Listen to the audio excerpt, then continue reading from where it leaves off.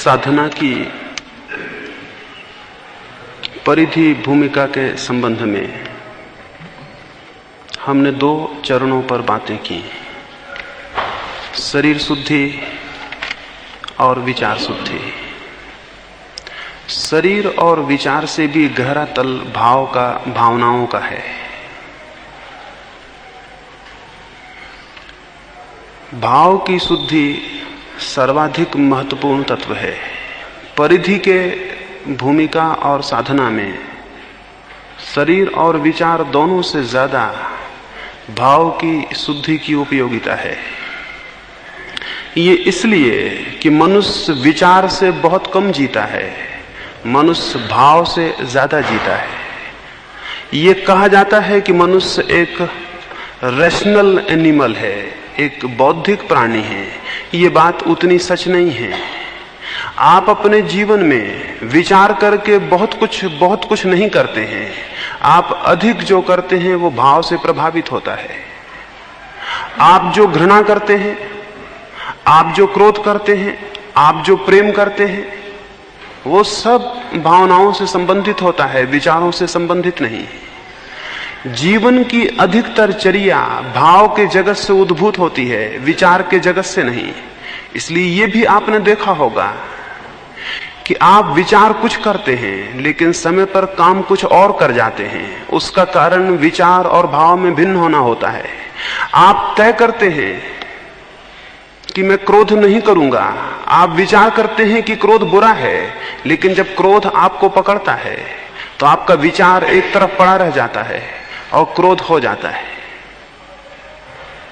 जब तक भाव के जगत में परिवर्तन न हो, केवल विचार के जगत में सोच विचार से कोई क्रांति जीवन में नहीं होती है। इसलिए बहुत आधारभूत परिधि साधना में जो सबसे आधारभूत बिंदु है वो भावनाओं का है, वो भावों का है।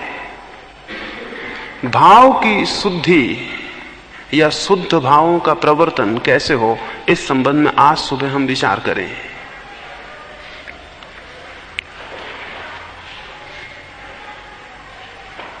भाव के जो विभिन्न दिशाएं हैं उनमें 4 पर मैं सर्वाधिक जोर देना पसंद करूंगा।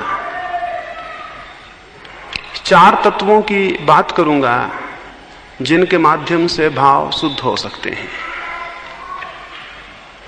वे ही 4 तत्व विपरीत होकर अशुद्ध भावों के जन्मदाता बन जाते हैं। वे 4 भाव, उनमें प्रथम है मैत्री, द्वितीय है करुणा। प्रथम मैत्री, द्वितीय करुणा, तृतीय प्रमुदिता और चौथा कृतज्ञता। इन 4 भावों को अगर कोई व्यक्ति जीवन में साधे तो भाव शुद्धि उपलब्ध होती है। इन 4 के विपरीत, मैत्री के विपरीत घृणा और वैर, करुणा के विपरीत क्रूरता, हिंसा और अदया, प्रमुदिता प्रफुल्लता के विपरीत उदासी, विषाद, संताप, चिंता, और कृतज्ञता के विपरीत अकृतज्ञता। इनके विपरीत जिसकी जीवन और भाव स्थिति हो वो अशुद्ध भाव में है। इन 4 में जो प्रतिष्ठित हो वो शुद्ध भाव में प्रतिष्ठित है। ये हम विचार करें कि हमारी भाव की परिधि किन बातों से प्रभावित होती और संचालित होती है। क्या हमारे जीवन में मैत्री की जगह वैर, वैमनस्य ज्यादा प्रमुख है? क्या हम मैत्री की बजाय दुश्मनी से, शत्रुता से ज्यादा संचालित होते हैं? क्या हम ज्यादा प्रभावित होते हैं? क्या हम ज्यादा सक्रिय हो जाते हैं? क्या हमारे भीतर शक्ति का उद्भव ज्यादा होता है? जैसा मैंने पीछे कहा, क्रोध में शक्ति है लेकिन मैत्री में भी शक्ति है। और जो केवल क्रोध की ही शक्ति को पैदा करना जानता है वो जीवन के एक बहुत बड़े हिस्से से वंचित है। जिसने मैत्री की शक्ति को जगाना नहीं जाना, जो केवल शत्रुता में ही शक्तिमान होता है और मैत्री की अवस्था में शिथिल हो जाता है। यह आपको पता होगा, दुनिया के सारे राष्ट्र शांति के दिनों में कमजोर हो जाते हैं और युद्ध के दिनों में शक्तिशाली हो जाते हैं। क्यों? क्योंकि मैत्री की शक्ति पैदा करना हमें पता नहीं है। शांति हमारे लिए शक्ति नहीं है, अशक्ति है। और यही वजह है कि भारत जैसे मुल्क जिन्होंने शांति की बहुत चर्चा की, प्रेम की बहुत चर्चा की, वो शक्तिहीन हो गए। क्योंकि शक्ति पैदा करने का सामान्यतः एक ही रास्ता है, शत्रुता। हिटलर ने अपनी आत्मकथा में लिखा है, अगर किसी राष्ट्र को शक्तिमान बनाना है तो या तो सच्चे दुश्मन या झूठे दुश्मन पैदा करो। अपने मुल्क को समझाओ कि दुश्मन आसपास हैं, चाहे वो ना हो। और जब उनको ये बोध होगा कि दुश्मन आसपास हैं, शक्ति का और ऊर्जा का जन्म होगा। इसलिए हिटलर ने बिल्कुल झूठे दुश्मन खड़े किए, यहूदी, जिनसे कोई मतलब ना था। और 10 वर्ष उसने प्रचार किया और सारे मुल्क को समझा दिया कि यहूदी दुश्मन हैं और इससे बचाव करना है, और शक्ति पैदा हो गई। जर्मनी की सारी शक्ति वैमनस्य से पैदा हुई, जापान की सारी शक्ति वैमनस्य से पैदा हुई। आज सोवियत रूस की या अमेरिका की सारी शक्ति वैमनस्य पर है। अभी तक मनुष्य का इतिहास केवल शत्रुता की शक्ति को पैदा करना जानता है, मित्रता की शक्ति का हमें पता नहीं। महावीर और बुद्ध ने और क्राइस्ट ने मित्रता की शक्ति के पहली बुनियादें रखी हैं। और उन्होंने जो कहा अहिंसा शक्ति है, या क्राइस्ट ने कहा कि प्रेम शक्ति है, या बुद्ध ने कहा कि करुणा शक्ति है, यह हम सुनते हैं लेकिन हमें पता नहीं। तो मैं आपको कहूं, अपने जीवन में विचार करें, आप कब शक्तिशाली अनुभव करते हैं? जब आप किसी से शत्रुता में होते हैं तब, या जब आप किसी के प्रति शांत प्रेम से भरे होते हैं तब? तो आपको ज्ञात होगा, आप शत्रुता की स्थिति में शक्तिशाली होते हैं,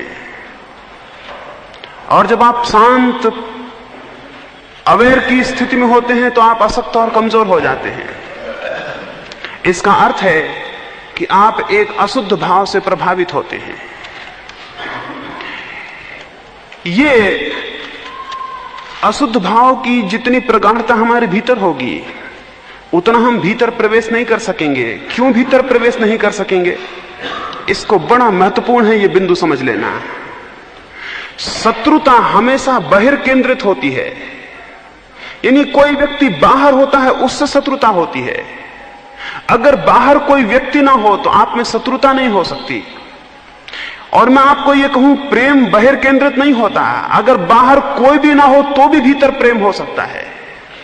प्रेम अंतः केंद्रित होता है, मैत्री अंतः केंद्रित होती है, शत्रुता परतः केंद्रित होती है, वो दूसरे से संबंधित होती है। घृणा बाहर से परिचालित होती है, प्रेम भीतर से उद्भावित होता है। प्रेम के झरने भीतर से बहते हैं, घृणा की प्रतिक्रिया बाहर से पैदा होती है। अशुद्ध भाव बाहर से परिचालित होते हैं, शुद्ध भाव भीतर से बहते हैं। अशुद्ध और शुद्ध भाव के भेद को, जो भाव बाहर से परिचालित होते हैं वे शुद्ध नहीं हैं, तो वो प्रेम, वो पैशन जिसको हम प्रेम कहते हैं, शुद्ध नहीं है, क्योंकि वो बाहर से परिचालित है। वही प्रेम शुद्ध है जो भीतर से प्रवाहित है, बाहर से परिचालित नहीं। इसलिए हम अपने मुल्क में प्रेम को और मोह को अलग कर देते हैं। पैशन को, वासना को और प्रेम को हम अलग कर देते हैं। वासना बाहर से परिचालित है। बुद्ध के या महावीर के हृदय में वासना तो नहीं है लेकिन प्रेम है। क्राइस्ट एक गांव से निकलते थे,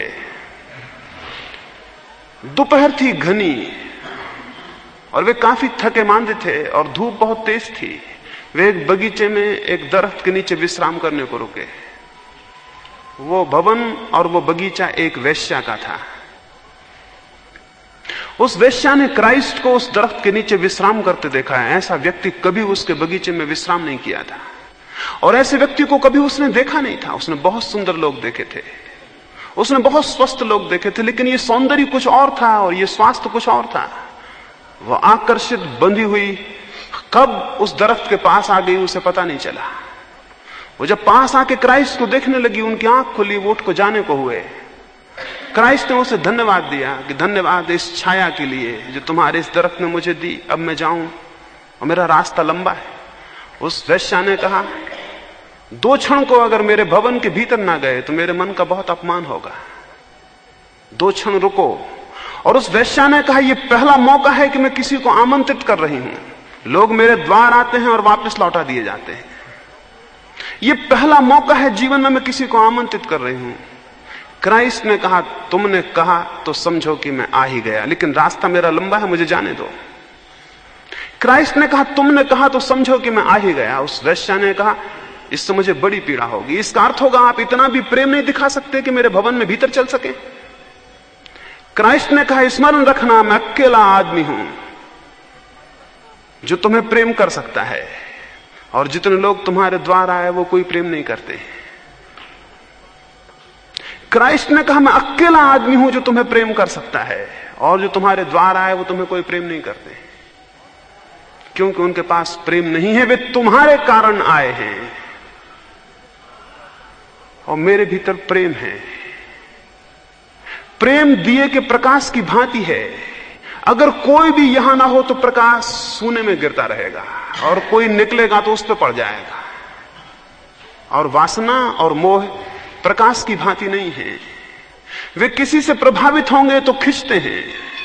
इसलिए वासना एक तनाव है, एक टेंशन है। प्रेम तनाव नहीं है। प्रेम में कोई तनाव नहीं है। प्रेम अत्यंत शांत स्थिति है। अशुद्ध भाव वे हैं जो बाहर से प्रभावित होते हैं। अशुद्ध भाव वे हैं जिनकी तरंगें बाहर की हवाएं आप में पैदा करती हैं, और शुद्ध भाव वे हैं जो आप से निकलते हैं, बाहर की हवाएं जिन्हें प्रभावित नहीं करती। महावीर को और बुद्ध को कभी हम इस भाषा में नहीं सोचते हैं कि वो प्रेम करते थे। मैं आपको ये कहूं, वे ही अकेले लोग हैं जो प्रेम करते हैं। लेकिन उस प्रेम में और आपके प्रेम में फर्क है। आपका प्रेम एक संबंध है किसी व्यक्ति से, उनका प्रेम संबंध नहीं है, स्टेट ऑफ माइंड है, स्टेट ऑफ रिलेशनशिप नहीं है। उनका प्रेम कोई संबंध नहीं है किसी से, उनका प्रेम उनके चित्त की अवस्था है। यानी वे प्रेम करने को मजबूर हैं क्योंकि उनके पास कुछ और करने को नहीं है। लोग कहते हैं महावीर को लोगों ने अपमानित किया, पत्थर मारे, कान में कीले ठोंके, और उन्होंने सबको क्षमा कर दिया। मैं कहता हूं वे गलत कहते हैं। महावीर ने किसी को क्षमा नहीं किया, क्योंकि क्षमा वे लोग करते हैं जो क्रुद्ध हो जाते हैं। और महावीर ने उन पर कोई दया नहीं की, क्योंकि दया वे लोग करते हैं जो क्रूर होते हैं। और महावीर ने कोई सोच विचार नहीं किया कि मैं इनके साथ बुरा व्यवहार न करूं, क्योंकि ये सोच विचार वे लोग करते हैं जिनके मन में बुरे व्यवहार का ख्याल आ जाता है। फिर महावीर ने क्या किया? महावीर मजबूर हैं, प्रेम के सिवाय उनके पास देने को कुछ भी नहीं है। आप कुछ भी करो, उत्तर में प्रेम ही आ सकता है। आप एक फलों से लदे हुए दरख्त को पत्थर मारो, उत्तर में फल ही गिर सकते हैं, और कोई रास्ता नहीं है। इसमें दरख्त कुछ भी नहीं कर रहा है, ये मजबूरी है। और आप जल से भरे हुए झरने में कैसी ही बाल्टियां फेंको, वे गंदी हों या सुंदर हों, या स्वर्ण की हों या लोहे की हों, इसके सिवाय कोई रास्ता नहीं है कि झरना आपको पानी दे दे। इसमें झरने की कोई खूबी नहीं है, मजबूरी है। तो जब प्रेम चित्त की अवस्था होती है तब वो एक व्यवस्था होती है, उसे देना ही पड़ेगा, उसका कोई रास्ता नहीं। तो वे भाव जो भीतर से निकलते हैं, जिनको आप बाहर से खींचते नहीं, जिन्हें आप बाहर से नहीं खींच सकते हैं, वे भाव शुद्ध हैं।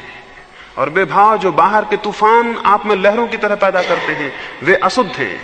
जो बाहर से पैदा किए जाएंगे वे आप में बेचैनी और परेशानी पैदा करेंगे, और जो भीतर से निकलेंगे वे आपको बहुत आनंद से भर जाएंगे। शुद्ध और अशुद्ध भाव के लिए पहली बात ये स्मरण रखें, शुद्ध भाव चित्त की अवस्था है, अशुद्ध भाव चित्त की विकृति है, अवस्था नहीं। अशुद्ध भाव चित्त पर बाहर का परिणाम है, शुद्ध भाव चित्त पर अंतस का विकास है। तो अपने जीवन में ये विचार करें कि मैं जिन भावनाओं से संचालित होता हूं, वे मेरे भीतर से आती हैं या दूसरे लोग मुझ में पैदा करते हैं? मैं रास्ते पे जा रहा हूं और आप मुझे एक गाली देते हैं, और अगर मुझे क्रोध पैदा हुआ है, यह अशुद्ध भाव है, क्योंकि आपने मुझ में पैदा किया। मैं रास्ते से जा रहा हूं और आप मुझे आदर करते हैं और मैं प्रसन्न हुआ, यह अशुद्ध भाव है, क्योंकि यह आपने मुझ में पैदा किया है। मैं रास्ते से जा रहा हूं, आप गाली देते हैं या कि आप मेरी प्रशंसा करते हैं, और मेरी अवस्था वही बनी रहती है जो कि थी गाली देने के पहले या प्रशंसा करने के पहले। वो शुद्ध भाव है, क्योंकि आपने उसे पैदा नहीं किया, वो मेरा है। जो मेरा है वो शुद्ध है, जो मेरा है वो शुद्ध है, और जो बाहर से आता है वो अशुद्ध है। बाहर से जो आता है वो रिएक्शन है, वो प्रतिध्वनि है। हम वहां एक इको पॉइंट देखने गए थे पीछे, और वहां आवाज करिए तो वहां से पहाड़ उसको दोहरा देते थे। मैंने कहा कि हम में से अधिक लोग इको पॉइंट हैं। आप कुछ कहिए वो दोहरा देते हैं। उनके पास अपना कुछ नहीं है, वो खाली पहाड़ है। आप कुछ चिल्लाइए, वहां से भी चिल्लाहट लौटती है, वो उनकी नहीं है, वह आपने पैदा की थी, और आपने जो पैदा की थी वो आपकी नहीं थी, वो किसी दूसरे ने आप में पैदा की थी। हम सब इको पॉइंट हैं, और हमारे पास अपनी कोई आवाज नहीं है, और अपना कोई जीवन नहीं है, अपना कोई भाव नहीं है। हमारे सब भाव अशुद्ध हैं, क्योंकि वो दूसरों के हैं, उधार हैं। ये स्मरण रखें, पहला सूत्र, कि भाव मेरे हों, वे प्रतिक्रियाएं ना हों, वे मेरे चित्त की अवस्थाएं हों। ऐसी चित्त की अवस्थाओं को 4 भागों में मैंने विभाजित किया। पहला मैत्री। मैत्री साधनी होगी। मैत्री इसलिए साधनी होगी कि मैत्री का जो शक्ति बिंदु है हमारे भीतर, उसके विकसित होने के जीवन बहुत कम मौके देता है। वो अविकसित पड़ा रहता है, वो बीज की तरह हमारे मनोभूमि में पड़ा रहता है, विकसित नहीं हो पाता। शत्रुता का बीज एकदम विकसित हो जाता है। क्यों? उसके भी प्राकृतिक कारण है, वो भी जरूरत है। वो जरूरत जरूर है, लेकिन जीवन भर की संगी और साथी जरूरत नहीं है। उसे एक दिन जरूरत है, एक दिन छोड़ देने की भी जरूरत है। बच्चा जब पैदा होता है, पैदा होते से ही वो जो अनुभव करता है, पैदा होते से जो उसे अनुभव होता है वो प्रेम का नहीं होता। बच्चे को पैदा होते से जो अनुभव होता है वो भय का, फियर का होता है। और स्वाभाविक है, एक छोटा सा बच्चा जो मां के पेट में बड़ी व्यवस्था और सुविधा में था, जहां कोई अड़चन न थी, कोई परेशानी न थी, भोजन कमाने का, पानी पीने का कोई चिंता न थी, वहां वो बड़े ही सुखद निद्रा में सोया हुआ था और जी रहा था। जब वो मां के पेट के बाहर आता है, एक छोटा सा बच्चा, सब तरह से कमजोर, उसे जो पहला अनुभव, जो पहला आघात होता है वो भय का होता है। और अगर भय का आघात हो तो जिनको वो देखता है उनके प्रति प्रेम पैदा नहीं होता, उनसे डर पैदा होता, और जिनसे डर पैदा होता उनके प्रति घृणा। इसे नियम समझ लें, भय कभी प्रेम नहीं पैदा करता है। किसी ने अगर कहा हो कि भय के बिना प्रीति नहीं होती, तो बिल्कुल गलत कहा है। भय हो तो प्रीत हो ही नहीं सकती। भय में कभी प्रीत नहीं होती, और ऊपर से प्रीति अगर दिखाई भी जाए तो भीतर अप्रीति होती है। इस दुनिया में जितनी प्रीति हम देखते हैं वो अधिकतर भय पर खड़ी हुई है, और भय पर जो प्रीति खड़ी हुई है वो झूठी है। इसलिए ऊपर से प्रीति रहती है, भीतर से घृणा सरकती रहती है। हम जिन जिन को प्रेम करते हैं उन्हीं को घृणा भी करते हैं, क्योंकि प्रीति ऊपर होती है, घृणा नीचे होती है, क्योंकि हम उनसे भयभीत होते हैं। स्मरण रखें, जो व्यक्ति किसी को भयभीत कर रहा है वो अपने प्रेम पाने के अवसर खो रहा है। अगर पिता अपने पुत्र को भयभीत कर रहा है, वो उसके प्रेम को नहीं पा सकेगा। अगर पति अपनी पत्नी को भयभीत कर रहा है, वो उसके प्रेम को नहीं पा सकेगा। वो प्रेम का अभिनय पा सकता है, प्रेम नहीं पा सकेगा, क्योंकि प्रेम केवल अभय में विकसित होता है, भय में विकसित नहीं होता है। बच्चे का जैसे जन्म होता है वो भय को अनुभव करता है, और इसलिए उसकी शत्रुता के बिंदु तो सक्रिय हो जाते हैं, प्रेम के बिंदु सक्रिय नहीं हो पाते। प्रेम के बिंदु अधिकतर लोगों के जीवन भर बिना सक्रिय हुए ही समाप्त हो जाते हैं, क्योंकि जीवन उनका कोई मौका नहीं देता। जिसे आप प्रेम करके जानते हैं वो भी प्रेम नहीं है, वो भी केवल काम वासना है। वो भी केवल काम वासना है, वो भी प्रेम नहीं है। प्रेम तो केवल साधना से विकसित होता है। इसलिए मैत्री का और प्रेम का हमारे भीतर जो बिंदु है उसे विकसित करना होगा, सारी प्रकृति के खिलाफ विकसित करना होगा, क्योंकि प्रकृति उसे विकसित होने का मौका नहीं देती। जो आप जीवन पाते हैं वो उसे मौका नहीं देता, उसमें केवल शत्रुता विकसित होती है। और जिसको हम मैत्री कहते हैं वो मैत्री केवल औपचारिकता होती है और शिष्टाचार होता है। वो मैत्री केवल एक व्यवस्था होती है शत्रुता से बचने की, शत्रुता को पैदा ना कर लेने की, लेकिन वो मैत्री नहीं होती। मैत्री बड़ी अलग बात है। उस बिंदु को कैसे विकसित करें, कैसे हमारे भीतर मैत्री का भाव पैदा होना शुरू हो, उसका भाव करना होगा। मैत्री का सतत भाव करना होगा। जो भी हमारे चारों तरफ लोग हैं उनके प्रति मैत्री का संदेश भेजना होगा, मैत्री की किरणें भेजनी होंगी, और अपने भीतर उस मैत्री के बिंदु को निरंतर सचेष्ट करना होगा और सक्रिय करना होगा। जब आप नदी के किनारे बैठे हो तो नदी की तरफ प्रेम भेजिए। इसलिए नदी का नाम ले रहा हूं कि किसी आदमी की तरफ प्रेम भेजने में थोड़ी दिक्कत हो सकती है। एक दरख्त के प्रति प्रेम भेजिए, इसलिए दरख्त की बात कह रहा हूं कि एक आदमी की तरफ भेजने में थोड़ी कठिनाई हो सकती है। सबसे पहले प्रकृति की तरफ प्रेम भेजिए। प्रेम का बिंदु सबसे पहले प्रकृति की तरफ विकसित हो सकता है। क्यों? क्योंकि प्रकृति आप पर कोई चोट नहीं कर रही है।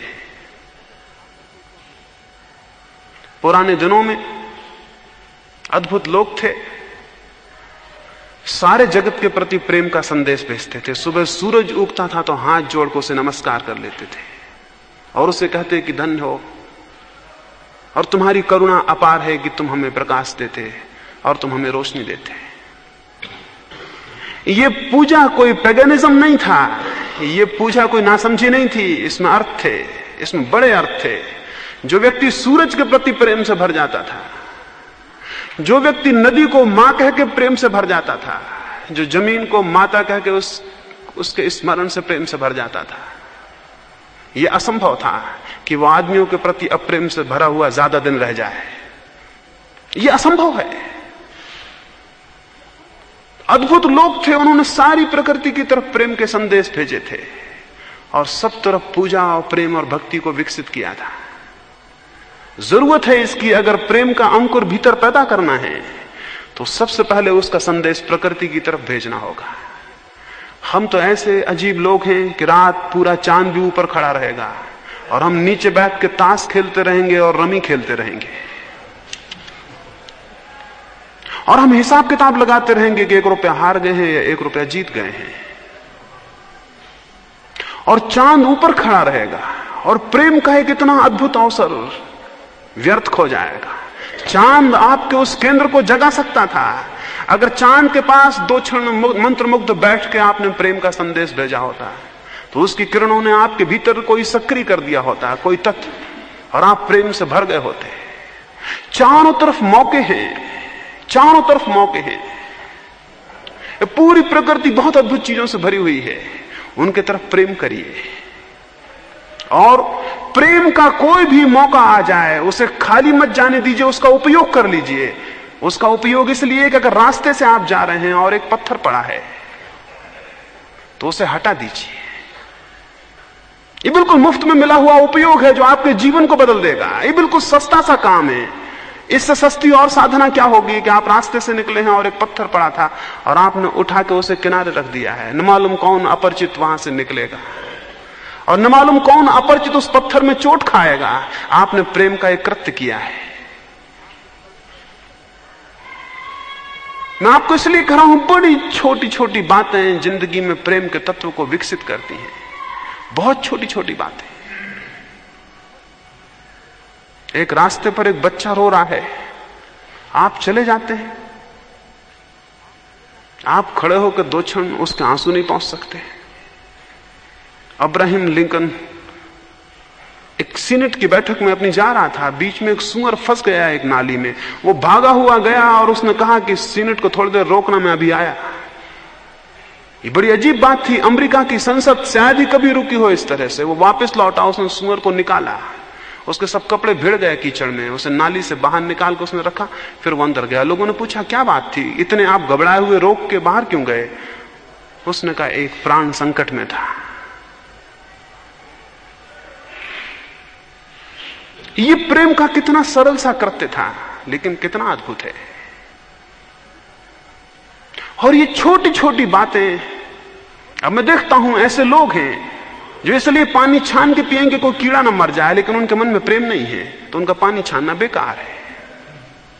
वो उनके लिए बिल्कुल ही मैकेनिकल हैबिट की बात है कि वो पानी छान के पीते हैं, कि वो रात को खाना नहीं खाते क्योंकि कोई कीड़ा ना मर जाए, लेकिन उनके हृदय में प्रेम नहीं है तो इससे कोई मतलब नहीं है। मतलब इससे नहीं है कि पानी छान के पीते हैं, कि रात को खाना नहीं खाते हैं, कि मांसाहार नहीं करते हैं, इससे भी मतलब नहीं है। एक ब्राह्मण या एक जैन या एक बौद्ध मांसाहार नहीं करेगा, तो ये मत समझ लें कि उसका मन प्रेम से भरा हुआ है। ये केवल आदत की बात है, ये केवल वंश परंपरा का सुनी हुई बात है, समझी हुई बात है, लेकिन उसके मन में प्रेम नहीं है। हां, अगर ये आपके प्रेम से विकसित हो तो ये अद्भुत बात हो जाएगी। अहिंसा तब परम धर्म है जब वो प्रेम से विकसित हो। अगर वो ग्रंथों को पढ़ के और किसी संप्रदाय को मान के विकसित हो जाए, वो कोई धर्म ही नहीं है। तो जीवन में बड़े छोटे छोटे काम हैं, बड़े छोटे छोटे काम हैं, पर हम भूल ही गए हैं। यानी मैं आपसे यह कहता हूं, जब आप किसी के कंधे पर हाथ रखते हैं तो अपने सारे हृदय के प्रेम को अपने हाथ से उसके पास भेजें। अपने सारे प्राण को, अपने सारे हृदय को उस हाथ में संकलित होने दें और जाने दें, और आप हैरान होंगे वो हाथ जादू हो जाएगा। और जब आप किसी की आंख में झांकते हैं तो अपनी आंखों में अपने सारे हृदय को उड़ेल दें, और आप हैरान हो जाएंगे, वो आंखें जादू हो जाएंगी और वे किसी के भीतर कुछ हिला देंगी। न केवल आपका प्रेम जागेगा, बल्कि हो सकता है कि दूसरे के प्रेम जगने के भी आप उपाय और व्यवस्था कर दें। जब कोई एक ठीक से प्रेम करने वाला आदमी पैदा होता है तो लाखों लोगों के भीतर प्रेम सक्रिय हो जाता है। तो ये मैत्री और प्रेम के बिंदु को उठाने के लिए जो भी आपको मौका मिले उसे मत खोएं, और उसके मौका मिलने के लिए एक सूत्र याद रखें। नियमित 24 घंटे में ये स्मरण रखें कि एक दो काम ऐसे जरूर करें जिनके बदले में आपको कुछ भी नहीं लेना है। 24 घंटे हम काम कर रहे हैं, उन कामों को हम इसलिए कर रहे हैं कि बदले में हम कुछ चाहते हैं। 24 घंटे में नियम पूर्वक कुछ काम ऐसे करें जिनके बदले में आपको कुछ भी नहीं लेना है। वे काम प्रेम के होंगे और आपके भीतर प्रेम को पैदा करेंगे। अगर एक व्यक्ति दिन में एक काम भी ऐसा करे जिसके बदले में उसकी कोई आकांक्षा नहीं है, उसका उसे बहुत बड़ा बदला मिल जाएगा, क्योंकि उसके भीतर प्रेम का केंद्र सक्रिय हो जाएगा और विकसित होगा। तो कुछ करें जिसके बदले में आपको कुछ भी नहीं चाहिए, कुछ भी नहीं चाहिए। उससे मैत्री धीरे धीरे विकसित होगी। एक घड़ी आएगी कि आप केवल उनके प्रति मैत्रीपूर्ण हो पाएंगे जो आपके प्रति शत्रुतापूर्ण नहीं है। फिर और विकास होगा, और एक घड़ी आएगी आप उनके प्रति भी मैत्रीपूर्ण हो सकेंगे जो आपके प्रति शत्रुतापूर्ण है। और एक घड़ी आएगी कि आपको समझ में नहीं आएगा कौन मित्र है और कौन शत्रु है। महावीर ने कहा है, मिट्टी में सब भूएसु वैरम मज्झ न के नहीं। सब मेरे मित्र हैं और किसी से मेरा वैर नहीं। ये कोई विचार नहीं है, ये भाव है।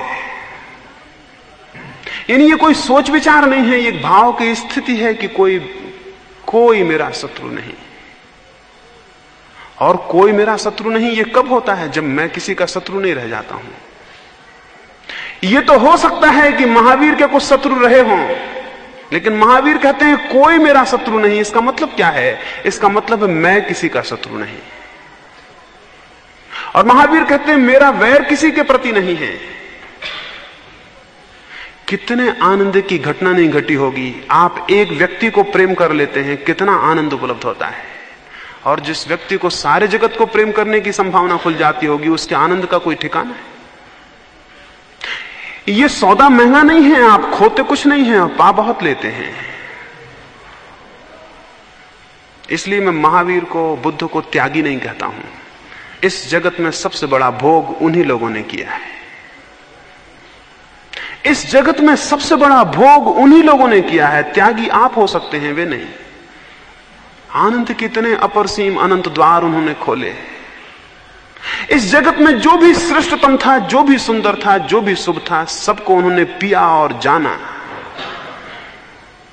और आप क्या जान रहे हैं? सिवाय जहर के आप कुछ भी नहीं जान रहे हैं। और उन्होंने अमृत को जाना। तो मैं आपको यह कहूं कि प्रेम की वो अंतिम चरम घड़ी, जब हम सारे जगत के प्रति प्रेम को विस्तीर्ण कर पाते हैं और हमारे हृदय से किरणें बहती रहती हैं, उसके लिए जीवन को साधना होगा। कोई कृत्य प्रेम का रोज जरूर करें, सचेत करें। और सारा दिन हजार मौके हैं जब आप प्रेम जाहिर कर सकते हैं, लेकिन आदतें हमारी खराब हैं। प्रेम जाहिर करने के सारे मौके हम खो देते हैं और घृणा जाहिर करने का एक भी मौका नहीं खोते। घृणा जाहिर करने के जितने मौके खो सकें उतना शुभ है, और प्रेम जाहिर करने के जितने मौके पकड़ सकें उतना शुभ है। घृणा के मौके को खाली जाने दें, एक आध मौके को सचेत होकर खाली जाने दें, और प्रेम के एक आध मौके को सचेत होकर पकड़ें। इससे साधना में अद्भुत गति आएगी। तो पहला सूत्र है मैत्री। दूसरा सूत्र है करुणा। करुणा मैत्री का ही एक रूप है। उसे अलग इसलिए कह रहे हैं कि उसमें कुछ अलग भाव भी हैं। अलग भावों से मतलब है, इस जगत में अगर आप अपने आसपास के लोगों पर थोड़ा विचार करेंगे तो आप उनके प्रति बहुत करुणा से भर जाएंगे। अब हम यहां इतने लोग बैठे हुए हैं, नहीं कह सकता सांझ इनमें से कोई समाप्त हो जाए। एक सांझ तो सब समाप्त हो ही जाएंगे। एक ना एक दिन हम में से हर आदमी चुक जाएगा। अगर मुझे यह ख्याल हो कि जो लोग मेरे सामने बैठे हैं, हो सकता है इनमें से कोई चेहरे में दोबारा नहीं देख पाऊंगा, तो क्या मेरे हृदय में उनके प्रति करुणा पैदा नहीं होगी? एक बगीचे में अभी अभी मैं गया और वहां फूल खिले हैं, सांझ वो मुरझा जाएंगे। छोटी सी घड़ी है उनके जीवन की, अभी खिले हैं, सुबह सांझ मुरझा जाएंगे। क्या इस बात का स्मरण कि ये फूल जो भी मुस्कुरा रहे हैं सांझ गिर जाएंगे और धूल में मिल जाएंगे, उनके प्रति करुणा को पैदा नहीं कर देगा? क्या ये ख्याल कि रात में जो तारे हैं उनमें से कोई टूट जाता है और बिखर जाता है, क्या तारों के प्रति करुणा को पैदा नहीं करते? अगर बोध हो तो इस चारों तरफ देखने पर हर एक के प्रति करुणा मालूम होगी, बहुत दया मालूम होगी। इतना थोड़ा ये मिलन है, इतना मुश्किल ये जीवन है, इतनी दुर्लभ ये घटना है, और इतनी वासनाएं और इतनी तृष्णाएं और इतनी पीड़ाएं हैं हर एक के भीतर। फिर भी हम किसी तरह जीते हैं और किसी तरह प्रेम करते हैं और किसी तरह दो सुंदर कृतियां बनाते हैं। ये कितनी करुणा नहीं पैदा कर देगा? बुद्ध के ऊपर एक दफा एक आदमी ने आके थूक दिया, इतने गुस्से में आ गया, उनके ऊपर थूक दिया। उन्होंने उसको पहुंच लिया और उस आदमी से कहा कुछ और कहना है। उनके पास जो भिक्षु था आनंद, उसने कहा आप क्या बात कर रहे हैं? उसने कुछ कहा है? हमें आज्ञा दें, हम उसे ठीक करें, तो हद हो गई कि वो आपके ऊपर थूक दे। बुद्ध ने कहा वो कुछ कहना चाहता है, भाषा असमर्थ है। बुद्ध ने कहा वो कुछ कहना चाहता है, भाषा असमर्थ है, वेग तीव्र है, कह नहीं सका, क्रिया से प्रकट किया है। इसको मैं कहता हूं करुणा। बुद्ध उस पर दया खाए कि कितनी भाषा असमर्थ है। वो कुछ कहना चाहता है, कोई बड़ी क्रोध की बात है, उसे प्रकट करना चाहता है, शब्द नहीं मिल रहे, थूक के जाहिर किया है। जब कोई मेरे पास प्रेम से आके मेरे हाथ पे हाथ रख लेता है तो कितनी करुणा मालूम होना चाहिए।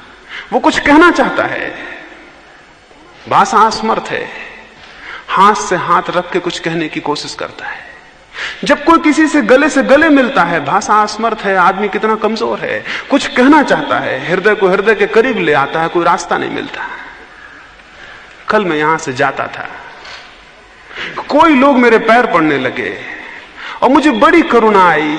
आदमी कितना असमर्थ है, कुछ कहना चाहता है और नहीं कह पाता और पैर पकड़ लेता है। मेरे पीछे मेरे एक प्रिय मित्र थे, वो विचारशील हैं, उन्होंने कहा ना ना ये मत करो।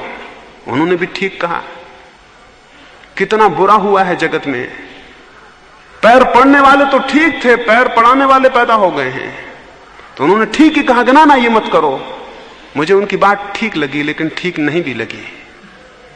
ठीक उन्होंने कहा ये गलत है कि दुनिया में कोई किसी से पैर पड़वाए, लेकिन वो दुनिया भी गलत होगी जिसमें ऐसे लोग ना रह जाएं जिनके पैर पड़ने का मन हो, और वो दुनिया भी गलत होगी जहां ऐसे हृदय ना रह जाएं जो किसी के पैर में झुक जाएं, और वो दुनिया गलत होगी जबकि हम ऐसे भाव ना उठें जो बिना पैर पकड़े जाहिर नहीं हो सकते हैं।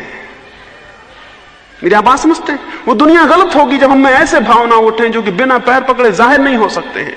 आदमी बहुत सूखा और बेमानी हो जाएगा। और फिर मैं ये भी आपको स्मरण दिलाऊं, मैं हैरान हुआ हूं जब मैंने किसी को अपने पैर में झुकते देखा है, तो मैंने पाया वो मेरे पैर नहीं पकड़े हुए है।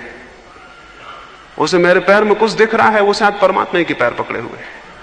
और जब भी कोई किसी के पैर में झुका है, आज तक झुकाया ना गया हो, जब भी कोई किसी के पैर में झुका है वो सिर्फ परमात्मा के पैर में झुका है, वो किसी के पैरों में नहीं झुका। आखिर किसी के पैरों में क्या है जिसमें झुकने जैसा हो? लेकिन कोई भाव है भीतर जिसके लिए रास्ता नहीं मिलता। कल मुझे प्रेम करने वाला कोई मेरे पास था कमरे में, और सांझ जब नहाने जाने लगा और मैंने बल्ब जलाया तो उसने कहा कि प्रकाश हो गया, मुझे अपने पैर पकड़ लेने थे। मैं बहुत हैरान हुआ, और उन्होंने मेरे पैर पकड़ लिया, और मैंने उनकी आंखों में जो आंसू देखे, उन आंसू से सुंदर जमीन तो कुछ भी नहीं है। इस जमीन पर उन आंसुओं से सुंदर न कोई कविता है, न कोई गीत है जो किसी प्रेम की घड़ी में उत्पन्न होते हैं। और अगर इनके प्रति बोध हो, और अगर इनका स्मरण हो, अगर ये दिखाई पाते हो, तो आपको कितनी करुणा नहीं मालूम होगी। लेकिन आप क्या देख रहे हैं? आप लोगों में वो देख रहे हैं जिनसे करुणा तो नहीं पैदा होती, निंदा पैदा होती है। आप लोगों में वो देख रहे हैं जिनसे करुणा तो पैदा नहीं होती, क्रूरता पैदा होती है। आप लोगों में वो देख रहे हैं जो उनका असली हिस्सा नहीं है, जो उनका हृदय नहीं है, जो उनकी मजबूरियां हैं। एक आदमी मुझे गाली देता है, ये कोई हृदय है उसका? ये उसकी मजबूरी होगी। बुरे से बुरे आदमी के भीतर एक हृदय है, जिस तक हमारी पहुंच हो पाए तो हम बहुत करुणा से भर जाएंगे, बहुत करुणा से भर जाएंगे। बुद्ध ने उस सुबह कहा था, दया आती है, दया आती है, भाषा कमजोर है आनंद। आदमी का हृदय बहुत कुछ कहना चाहता है, नहीं कह पाता है। उससे कहा कुछ और कहना है, वो आदमी और क्या कहता, अब तो कहना मुश्किल हो गया। वो लौट गया, रात वो बहुत पछताया। वो दूसरे दिन क्षमा मांगने आया, वो पैरों में गिर गया और रोने लगा।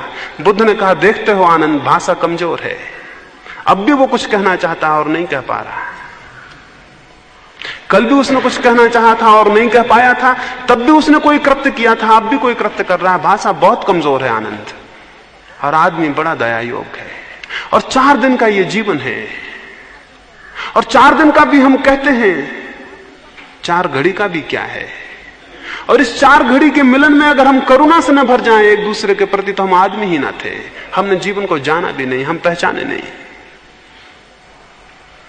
तो अपने चारों तरफ करुणा को फेंकें, अपने चारों तरफ परिचित हों। कितने दुखी हैं लोग, उनके दुख में और दुख को मत बढ़ाएं। आपकी करुणा उनके दुख को कम करेगी। एक करुणा से भरा हुआ शब्द उनके दुख को कम करेगा। उनके दुख को और मत बढ़ाएं। हम सब एक दूसरे के दुख को बढ़ा रहे हैं। हम सब एक दूसरे को दुख देने में सहयोगी हैं। एक एक आदमी के पीछे अनेक अनेक लोग पड़े हुए हैं दुख देने को। तो अगर करुणा का बोध होगा तो आप किसी को दुख पहुंचाने के सारे रास्ते अलग कर लेंगे, और अगर किसी के जीवन में कोई सुख दे सकते हैं तो उसे देने का उपाय करेंगे। और एक बात स्मरण रखें, जो दूसरे को दुख देता है वह अंततः दुखी हो जाता है, और जो दूसरे को सुख देता है वह अंततः बहुत सुख को उपलब्ध होता है। इस वजह से यह कह रहा हूं कि जो सुख देने की चेष्टा करता है उसके भीतर सुख के केंद्र विकसित होते हैं, और जो दुख देने की चेष्टा करता है उसके भीतर दुख के केंद्र विकसित होते हैं। फल बाहर से नहीं आते हैं, फल भीतर पैदा होते हैं। हम जो करते हैं उसी की रिसेप्टिविटी हमारे भीतर विकसित हो जाती है। जो प्रेम चाहता है प्रेम को फैला दे, और जो आनंद चाहता है वो आनंद को लुटा दे, और जो चाहता है उसके घर पे फूलों की वर्षा हो जाए, वो दूसरों के आंगनों में फूल फेंक दे। और कोई रास्ता नहीं है। तो करुणा का एक भाव प्रत्येक को विकसित करना जरूरी है साधना में प्रवेश के लिए। तीसरी बात है प्रमुदिता, उत्फुल्लता, प्रसन्नता, आनंद का एक बोध, विषाद का अभाव। हम सब विषाद से भरे हैं, हम सब उदास लोग, थके लोग हैं, हम सब हारे हुए पराजित रास्तों पे चलते हैं और समाप्त हो जाते हैं।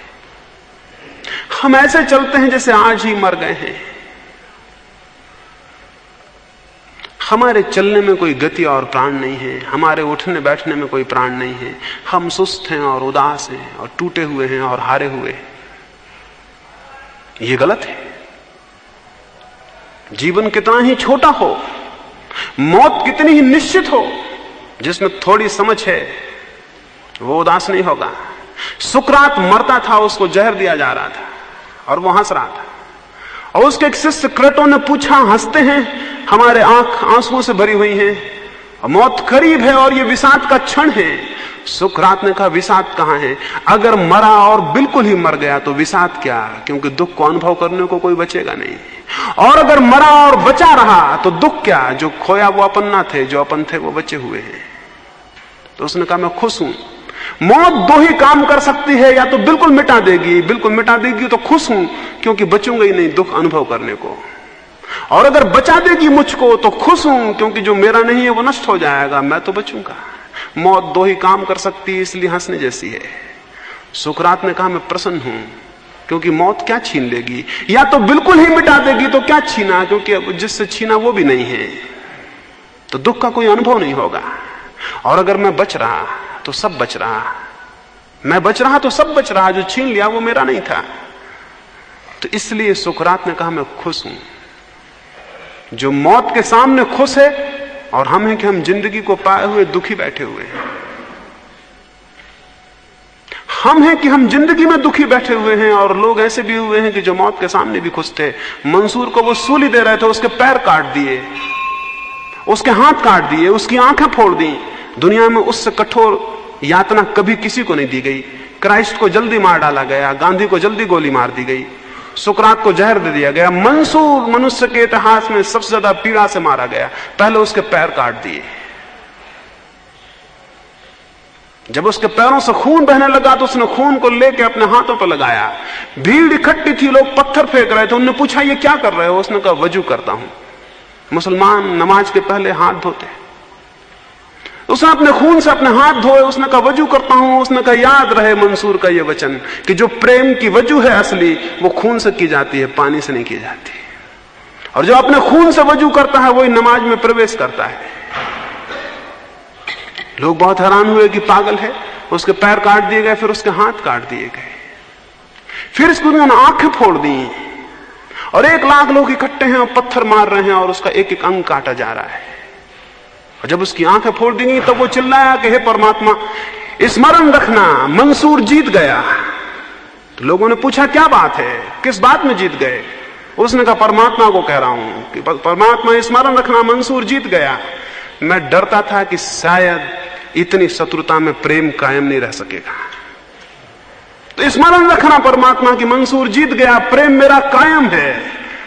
इन्होंने जो मेरे साथ किया है मेरे साथ नहीं कर पाए, इन्होंने जो मेरे साथ किया है मेरे साथ नहीं कर पाए, प्रेम कायम है। और उसने कहा, यही मेरी प्रार्थना है और यही मेरी इबादत है। उस वक्त भी हंस रहा था, उस वक्त भी मस्त था। लोग मौत के सामने खुश रहे हैं और हंसते रहे, और हम जिंदगी के सामने उदास और रोते हुए बैठे हैं। ये गलत है। कोई उदास रास्ते, कोई विषाद से भरा हुआ चित्त कोई बड़े अभियान नहीं कर सकता है। अभियान के लिए उत्फुल्ला, अभियान के लिए बड़े आनंद से भरा हुआ चित्त तो 24 घंटे उत्फुल्लता को साथिए। ये सिर्फ आदतें हैं। उदासी एक आदत है जिसको आपने बना लिया है। उत्फुल्लता एक आदत है, उसको बना सकते हैं। उत्फुल्लता को बनाए रखने के लिए जरूरी है जिंदगी का वो हिस्सा देखिए जो प्रकाशित है, वो हिस्सा नहीं जो अंधेरे से भरा है। मैं अगर आपको कहूं कि मेरा कोई मित्र है और ये बहुत अद्भुत गीत गाता है या बहुत अद्भुत बांसुरी बजाता है, आप मुझसे कहेंगे होगा ये क्या बांसुरी बजाएगा, इसको हमने शराब खाने में शराब पीते देखा है। मैं अगर आपसे कहूं कि मेरा मित्र है और बहुत अद्भुत बांसुरी बजाता है, तो आप कहेंगे ये क्या बांसुरी बजाएगा, हमने इसे शराब खाने में शराब पीते देखा है। ये अंधेरा देखना है। अगर मैं आपसे कहूं कि मेरे मित्र हैं, शराब पीते हैं, और आप मुझसे कहें होगा लेकिन ये तो अद्भुत बांसुरी बजाते हैं, तो ये जिंदगी के प्रकाशित पक्ष को देखना है। जिसको खुश होना है वो प्रकाश को देखे, जिसको खुश होना है वो ये देखे कि 2 दिनों के बीच में एक रात है, और जिसको उदास होना है वो ये देखे कि 2 रातों के बीच में एक दिन है। हम कैसा देखते हैं जिंदगी को, वैसा हमारे भीतर कुछ विकसित हो जाता है। तो जिंदगी के अंधेरे पक्ष को न देखें, जिंदगी के उजाले पक्ष को देखें। मैं छोटा था और मेरे पिता गरीब थे, उन्होंने बड़ी मुश्किल से एक अपना मकान बनाया। गरीब भी थे और नासमझ भी थे, क्योंकि कभी उन्होंने मकान नहीं बनाए थे।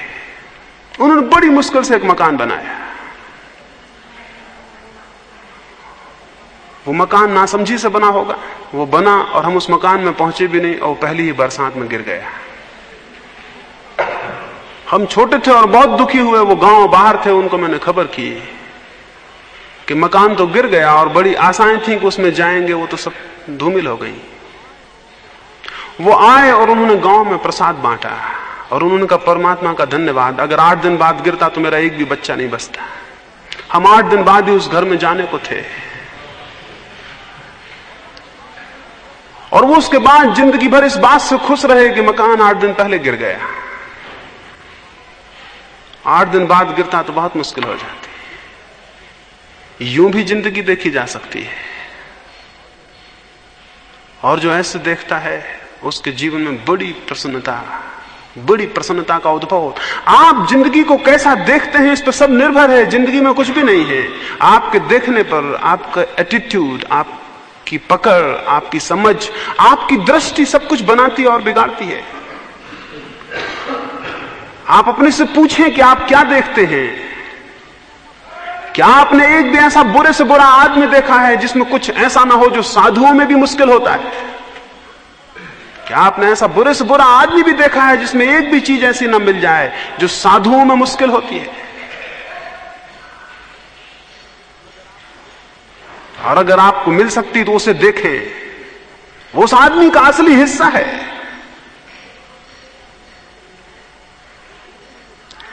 और जिंदगी में चारों तरफ खोजें किरण को, प्रकाश को, उससे आपके भीतर किरण और प्रकाश पैदा होगी। इसको प्रमुदिता। तीसरा भाव है कि हम प्रसन्न हों। हम इतने प्रसन्न हों कि हम मौत को और दुख को गलत कर दें। हम इतने आनंदित हों कि मौत और दुख सिकुड़ के मर जाएं, पता भी ना चले कि मौत और दुख भी हैं। जो इतनी प्रफुल्लता और आनंद को अपने भीतर संजोता है, वो साधना में गति करता है। साधना की गति के लिए बहुत जरूरी है, बहुत जरूरी है। एक साधु हुआ, वो जीवन भर इतना प्रसन्न था कि लोग हैरान थे। लोगों ने कभी उसे उदास नहीं देखा, कभी पीड़ित नहीं देखा। उसके मरने का वक्त आया और उसने कहा कि अब मैं 3 दिन बाद मर जाऊंगा। और ये मैं इसलिए बता रहा हूं कि तुम्हें स्मरण रहे कि जो आदमी जीवन भर हंसता था उसकी कब्र पे कोई रोए नहीं। ये मैं इसलिए बता रहा हूं कि जब मैं मर जाऊं तो इस झोंपड़े पे कोई उदासी ना आए। यहां हमेशा आनंद था, यहां हमेशा खुशी थी। इसलिए मेरी मौत को एक उत्सव बनाना, मेरी मौत को दुख मत मनाना, मेरी मौत को एक उत्सव मनाना। लोग तो दुखी हुए, बहुत दुखी हुए। तो अद्भुत आदमी था, और जितना अद्भुत आदमी हो उतना उसका मरने का दुख घना था। उसके प्रेम करने वाले बहुत थे, वो सब 3 दिन से इकट्ठे होने शुरू हो गए। वो मरते वक्त तक लोगों को हंसा रहा था और अद्भुत बातें कह रहा था और उनसे प्रेम की बातें कर रहा था। सुबह मरने के पहले उसने एक गीत गाया, और गीत गाने के बाद उसने कहा स्मरण रहे मेरे कपड़े मत उतारना, मेरी चिता पर मेरे पूरे शरीर को चढ़ा देना कपड़ों सहित, मुझे नहलाना मत। उसने कहा था, आदेश था, वो मर गया, उसे कपड़े से चिता पे जला दिया। वो जब कपड़े से चिता पर रखा गया, लोग उदास खड़े थे, लेकिन देख के हैरान हुए, उसके कपड़ों में उसने फुलझड़ी और फटाके छिपा रखे थे। वो चिता पे चढ़े और फुलझड़े और फटाके छूटने शुरू हो गए और चिता उत्सव बन गई और लोग हंसने लगे। और उन्होंने कहा, जिसने जिंदगी में हंसाया वो मौत में भी हमको हंसा के गया है। जिंदगी को हंसना बनाना है, जिंदगी को एक खुशी और मौत को भी एक खुशी। और जो आदमी ऐसा करने में सफल हो जाता है उसे बड़ी धन्यता मिलती है और बड़ी कृतार्थता उपलब्ध होती है। और उस भूमिका में जब कोई साधना में प्रवेश करता है तो गति वैसी होती है जिसकी हम कल्पना भी नहीं कर सकते। वो तीर की तरह विकास होता है। बोझिल मन से जो जाता है उसने तीर में पत्थर बांध दिए। बोझिल मन से जो जाता है उसने तीर में पत्थर बांध दिए। तीर कहां जाएगा? जितनी तीव्र गति चाहिए हो उतना हल्का और भारहीन मन चाहिए। जितने तीर को दूर पहुंचाना हो उतना तीर में वजन कम चाहिए। और जिसे जितने ऊंचे पहाड़ चढ़ने हो उतना बोझ उसे नीचे छोड़ देना पड़ता है। और सबसे बड़ा बोझ दुख का और विषाद का है, उदासी का है। इससे बड़ा कोई बोझ नहीं है। क्या आप लोगों को देखते हैं वो दबे चले जा रहे हैं जैसे भारी बोझ उनके सिर पर रखा हुआ है। इस बोझ को नीचे फेंक दें और उत्फुल्लता के एक हुंकार करें और सिंहनाद करें और ये बता दें पूरे जीवन को कि जीवन कैसा ही हो उसमें भी खुशी और जिंदगी गीत बनाई जा सकती है। जिंदगी एक संगीत हो सकती है। इस तीसरी प्रमुदिता को स्मरण रखें। और चौथा मैंने कहा कृतज्ञता। कृतज्ञता बहुत डिवाइन, बहुत दिव्य बात है। हमारी सदी में अगर कुछ खो गया है तो कृतज्ञता खो गई है, ग्रेटिट्यूड खो गया है।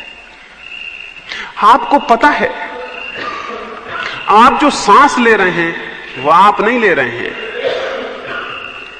क्योंकि सांस जिस क्षण नहीं आएगी आप उसे नहीं ले सकेंगे। आपको पता है आप पैदा हुए हैं, आप पैदा नहीं हुए हैं।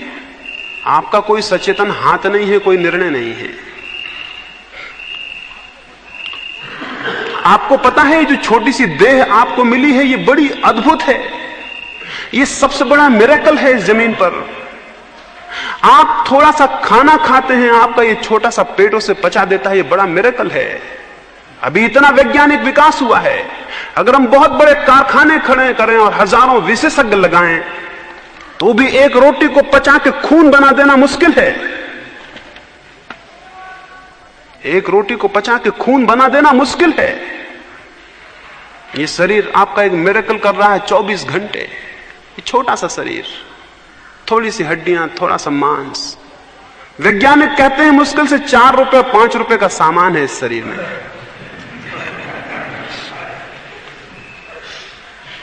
इसमें कुछ ज्यादा मूल्य की चीजें नहीं है। इतना बड़ा चमत्कार 24 घंटे साथ है, उसके प्रति कृतज्ञता नहीं है, ग्रेटिट्यूड नहीं है। कभी आपने अपने शरीर को प्रेम किया है? कभी अपने हाथों को चूमा है? कभी अपनी आंखों को प्रेम किया है? कभी यह ख्याल किया है कि क्या अद्भुत घटित हो रहा है? शायद ही आप में कोई हो जिसने अपनी आंख को प्रेम किया हो, जिसने अपने हाथों को चूमा हो और जिसने कृतज्ञता अनुभव की हो कि यह अद्भुत बात, यह अद्भुत घटना घट रही है और हमारे बिल्कुल बिना जाने, और हम इसमें बिल्कुल भागीदार भी नहीं हैं। अपने शरीर के प्रति सबसे पहले कृतज्ञ हो जाएं। जो अपने शरीर के प्रति कृतज्ञ है वही केवल दूसरों के शरीरों के प्रति कृतज्ञ हो सकता है। और सबसे पहले अपने शरीर के प्रति प्रेम से भर जाएं, क्योंकि जो अपने शरीर के प्रति प्रेम से भरा हुआ है वही केवल दूसरों के शरीरों के प्रति प्रेम से भर जाता है। वे लोग अधार्मिक हैं जो आपको अपने शरीर के खिलाफ बातें सिखाते हों। वे लोग अधार्मिक हैं जो कहते हो कि शरीर दुश्मन है और दुष्ट है और ऐसा है और वैसा है, शत्रु है। शरीर कुछ भी नहीं है। शरीर बड़ा चमत्कार है और शरीर अद्भुत सहयोग है। इसके प्रति कृतज्ञ हो। इस शरीर में क्या है? जो इस शरीर में है वो इन पंच महाभूतों से मिला है।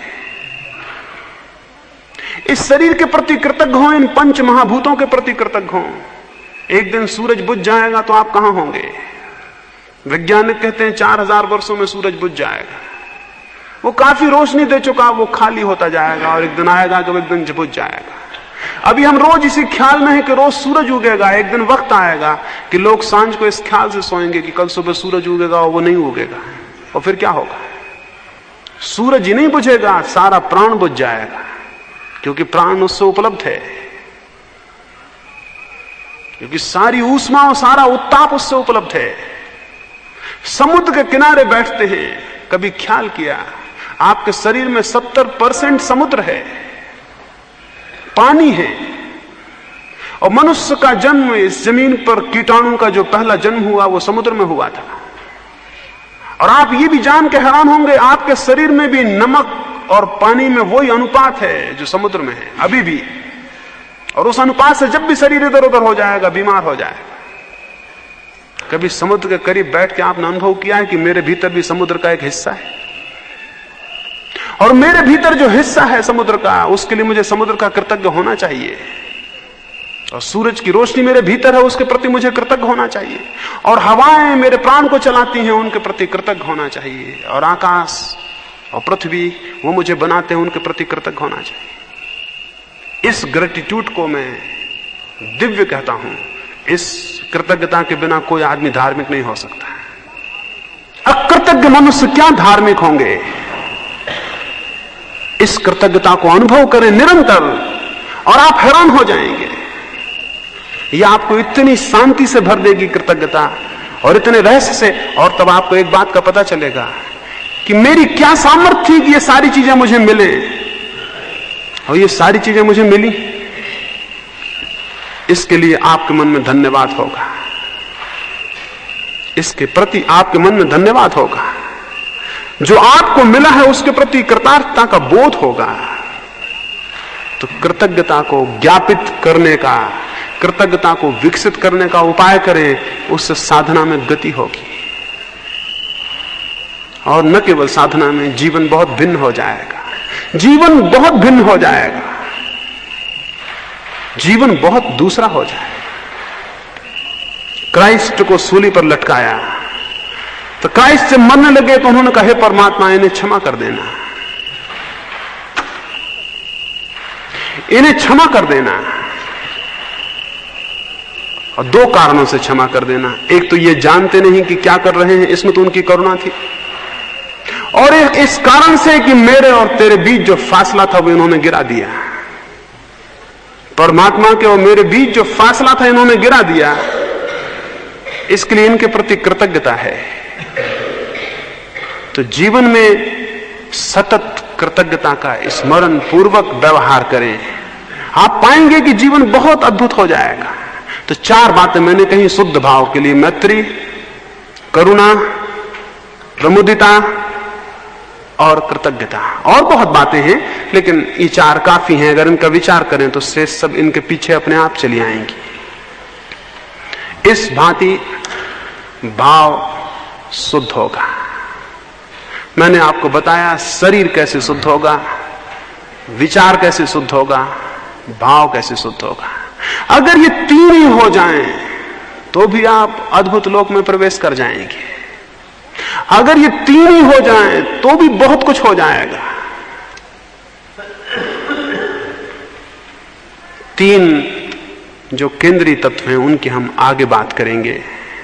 उन तीन तत्वों में हम शरीर शून्यता, विचार शून्यता और भाव शून्यता का विचार करेंगे। अभी हमने शुद्धि का विचार किया, फिर हम शून्यता का विचार करेंगे। और जब शुद्धि और शून्यता का मिलन होता है तो समाधि उत्पन्न हो जाती है। जब शुद्धि और शून्यता का मिलन होता है तो समाधि उत्पन्न हो जाती है। और समाधि परमात्मा का द्वार है, उसकी हम बात करेंगे। अब हम सुबह के ध्यान के लिए बैठे हैं। सुबह का ध्यान मैं आपको समझा ही दिया हूं।